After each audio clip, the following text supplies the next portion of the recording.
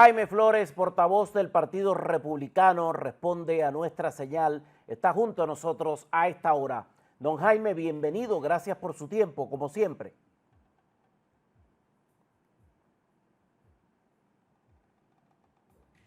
Muy lindo cuando se oiga. Vamos a arreglarlo. Hay algo cerrado por ahí.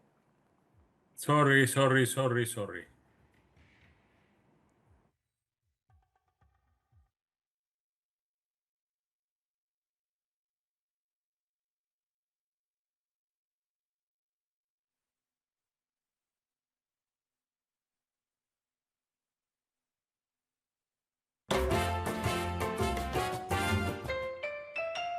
Jaime Flores, portavoz del Partido Republicano, nos acompaña a esta hora, como siempre, para revisar buena parte de la actualidad informativa. Don Jaime, bienvenido. Gracias por su tiempo. Siempre un placer, Jorge Luis. Gracias por la oportunidad de conversar contigo y con toda tu audiencia. ¿Cómo reacciona el Partido Republicano al aplazamiento esta semana de Todd Blanche, quien ha hecho un trabajo extraordinario en el tiempo que le ha correspondido, pero que paga la consecuencia, el descarrile de su propio Partido Republicano dentro del Senado estadounidense? Los obstáculos se van poniendo cada vez más visibles, don Jaime. ¿Cómo lo ven? Con preocupación, pero con la esperanza de que pues no solamente los ciudadanos del país que van a votar el 3 de noviembre, sino además nuestros propios líderes y sobre todo nuestros oficiales electos que representan a sus distritos y a sus estados, tanto en la Cámara como en el Senado, entiendan las prioridades que hay que tener. Es decir, la necesidad de que el gobierno siga adelante, de que el presidente Trump cuente con el equipo que él requiere para sacar adelante las promesas que hizo en su campaña y que viene sacando adelante de alguna manera. Y sobre todo, que pueda contar con el respaldo de la Cámara y del Senado en el segundo segmento, en la segunda mitad de su mandato. Si nosotros mismos, pues, le reclamamos a los demócratas que van en desbandada, que ellos mismos no pueden ni siquiera, pues, manejar su propio partido, cómo podrían manejar el país, pues no podemos nosotros de alguna manera estar dando un ejemplo similar. Esta semana también ha sido un poco triste, no lo niego, tener que escuchar todo lo que ha estado ocurriendo en torno a la exposición del Senado. Trae recuerdos del COVID-19, esa manera de Dr. Fauci de enfrentar argumentos tan elocuentes a una avalancha de pruebas. Se le da la oportunidad de que por lo menos ofrezca una disculpa y lo único que hace es invocar a la quinta enmienda, algo que sabemos que es un consejo de abogados en medio de una contingencia de este tipo. Pero es triste porque todos tenemos en la mente a personas que perdieron la vida durante el COVID-19, que probablemente hubiesen podido tener otro desempeño, ser útiles a su familia, a sus amigos, a los Estados Unidos. Y es útil que el partido tenga un nivel coherente de llevar la justicia hasta la rendición de cuentas, porque muchos de los procedimientos fueron prácticamente equiparables a crímenes de guerra durante la pandemia, algo de lo que apenas podíamos hablar. Traer esto de nuevo causa un poco de dolor, pero pone la conversación en su punto, porque es que esa herida no ha cerrado en el corazón del pueblo de los Estados Unidos y de muchas partes del mundo. Estamos centrados en este sistema grande de justicia que es prácticamente inédito, que permite, aunque con demora, hacer este tipo de ajustes. El hecho de que el estado de la Florida esté listo para revisar toda la evidencia nos pone orgullosos, porque si hay un ápice para que la justicia pueda abrirse paso, debe llevar nuestro aplauso, debe llevar nuestro apoyo. Y una vez más, es el estado de la Florida el primero en decir, aquí estamos para revisar estos argumentos y para acompañar a nuestro pueblo que ha sufrido tanto en medio de esta situación. Sus comentarios, don Jaime. Porque además el estado de la Florida fue muy atacado y particularmente el gobernador Ron DeSantis porque asumió con mucha valentía pues la necesidad de impedir que todas estas cosas que ordenaba el doctor Fauci desde su altar prácticamente pues se pusieran en práctica, no solamente en los Estados Unidos. Recordemos que en la situación que vivíamos, pues el ejemplo de los Estados Unidos era seguido por el resto de países del mundo. Y al presidente lo acusaron de una cantidad de cosas y le cobraron después en la campaña electoral del año siguiente, pues que había dicho esto, que había dicho aquello, y todos seguíamos siendo guiados por lo que considerábamos que era el gran gurú del tema de la inmunología en el mundo, que era el doctor Fauci. No nos dábamos cuenta y él mismo se encargó a través de la publicación de su diario, en un acto de absoluta soberbia y vanidad, de mostrarle al mundo que a él le interesaba más la fama y el estar en los medios de comunicación y que lo estuvieran entrevistando y que estuviera saliendo en la televisión, que el mismo hecho de que tuviera la razón con los argumentos que presentaba para justificar una serie de medidas draconianas que causaron muchísimo daño al mundo entero. Hoy nos damos cuenta de esa realidad. Nos atacaban recurrentemente cuando decíamos tenemos que tenerle cuidado a todo esto. Nos acusaban de negar la ciencia, de la misma manera que nos acusan todavía de negar los resultados de unas elecciones que seguimos considerando que hay mucho que averiguar sobre ellas. Y es la misma gente que nos acusaba de teorías conspirativas, la que pues nos acusaba de lo mismo cuando hablábamos de las elecciones. La verdad es que lo del doctor Fauci es absolutamente imperdonable desde cualquier punto de vista.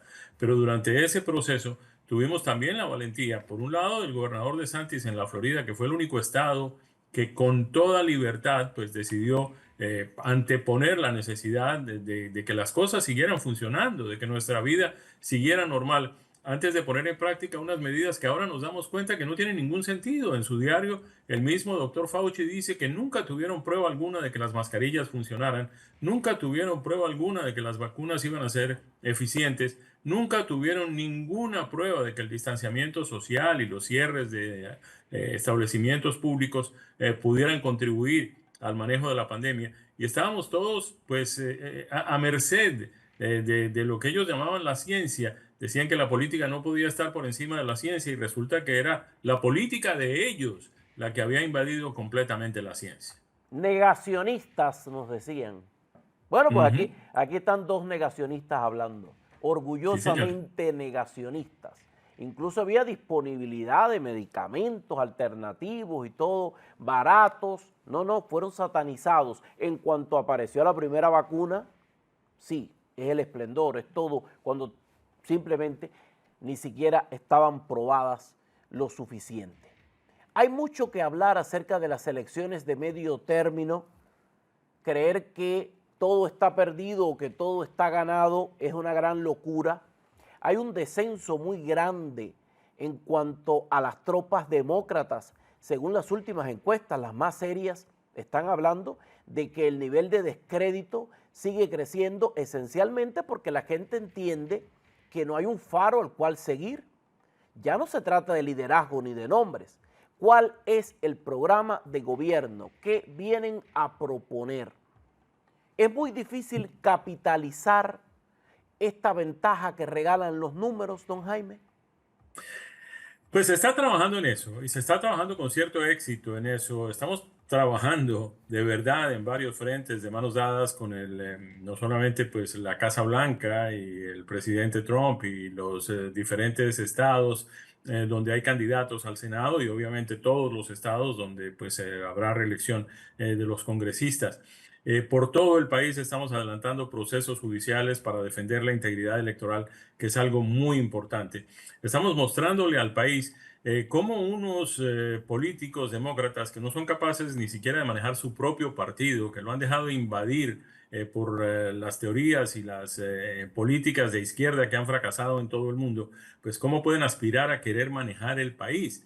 Le estamos mostrando a la gente que el hecho de que el presidente pierda esas mayorías que tiene un poco reducidas, y esa sería una muy buena oportunidad, dicho sea de paso, para ampliarlas y no tener dificultades como las que hemos tenido, perder eso no resolvería ninguno de los problemas, no abarataría las cosas en los supermercados, ni bajaría el precio de los combustibles, ni resolvería el problema de Irán, ni ninguna de estas cosas que el presidente ha venido haciendo con éxito y ha venido cumpliendo sus promesas con muy buenos resultados. Nada cambiará si el presidente, pues nada cambiará para bueno, si el presidente pierde esas mayorías, cambiará para muy malo, porque esos demócratas que, como bien lo dices, no tienen ninguna propuesta para ninguna de las cosas, que no les gusta nada, pero no han propuesto absolutamente nada para hacer diferente lo que estamos haciendo que a ellos no les gusta. Por el contrario, están proponiendo ya algunos de ellos acabar con el Senado, acabar con la Corte Suprema de Justicia, acabar con las prisiones, permitir la entrada de todos los inmigrantes que quieran venir, pues darle una amnistía a todos los inmigrantes que ya están aquí, que no sabemos de dónde vienen ni qué antecedentes criminales tienen,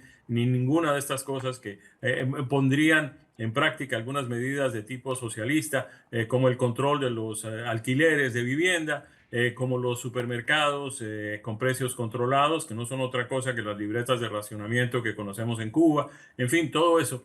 Y eso es lo que viene atrayendo a los votantes demócratas, de manera que los conservadores, los republicanos, tenemos que despertarnos, pellizcarnos y darnos cuenta de que el sueño americano se puede acabar si es que no logramos controlar todo esto, y estas elecciones del mes de noviembre son cruciales para ese propósito. El Senado está en candela como parte de las discusiones. El propio presidente ya no se esconde cuando le preguntan si hay que sustituir al líder de esta mayoría, si John Thune no es la persona para estar ahí, para aupar la voluntad en el Senado. John Thune dice, y cito, no hay votos para hacerlo, estamos hablando de activar Safe America. Hay mucha gente que está en una posición difícil, y eso incluye a senadores republicanos. Asegura que 15 senadores republicanos se niegan rotundamente a eliminar el filibusterismo para que el Senado pueda aprobar la ley Safe America. ¿Qué se va a hacer entonces, don Jaime? A ver, nosotros creemos que pues la opción de la opción nuclear, como llaman eso de eliminar el filibusterismo, tiene un riesgo que significa que pues si lo aprobamos nosotros durante una administración republicana, pues eventualmente los demócratas lo van a usar cuando estén ellos, cuando regresen ellos al poder. Eso está por verse, y además pues eso es apenas una de las opciones que ellos tendrían. En este momento lo que tenemos que tener en cuenta es que si no limpiamos los procesos electorales en los Estados Unidos, si seguimos sin una ley Save America que nos proteja, que no llenemos las urnas con votos de inmigrantes indocumentados, con votos de personas que no son ciudadanas, con votos de personas cuyas boletas llegan después, en fin, todo este tipo de cosas que los demócratas no quieren que aprobemos, a pesar de que la gran mayoría de los estadounidenses quieren, medidas tan elementales como la identificación a la hora de votar, simplemente no vamos a volver a tener elecciones libres en los Estados Unidos, y ya entonces, si tenemos o no tenemos filibusterismo, no va a hacer ninguna diferencia, porque de todas maneras los demócratas van a tener la mayoría, lograda irregularmente, pero mayoría al fin. Entonces, o nos ponemos las pilas ahora y resolvemos este problema y limpiamos nuestros procesos electorales y los hacemos justos, transparentes y que reflejen la voluntad de los votantes, o entonces tener o no tener filibusterismo no nos va a servir para nada. ¿Es ahora o nunca? Es ahora o nunca, exactamente.